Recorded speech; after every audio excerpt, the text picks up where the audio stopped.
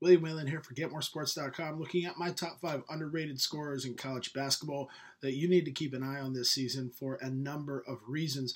And I'm really going to spend a lot of time talking about the top 2 guys. Make sure you read the whole article to get a look at the rest of the names on that list. But things start and end here with Devontae Smith-Rivera out of Georgetown, declared for the NBA draft after last season, and then decides that he's going to come back for another year in the nation's capital, trying to give it another run with the Hoyas and Coach Thompson.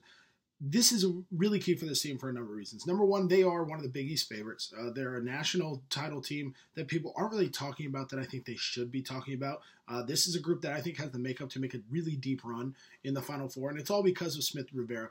Averaging over 16 points per game last season, you don't think of Georgetown's offense as one that would lend itself to such a scoring proficiency, lending itself to high-scoring games, anything like that. This is a more dictated, kind of deliberate offense. But Smith-Rivera is so well-versed in it. He knows the spots to pick.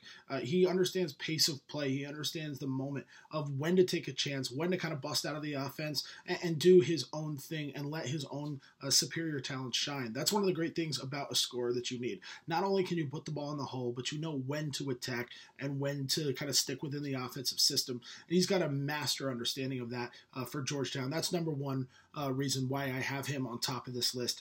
Number 2 is going to be Josh Scott at Colorado. Dealt with a lot of back problems last year and yet still averaged 14.5 points per game. A mighty impressive stat line for a guy who could barely walk by the end of the season. I mean, you saw him laboring up and down the court. It was painful to watch.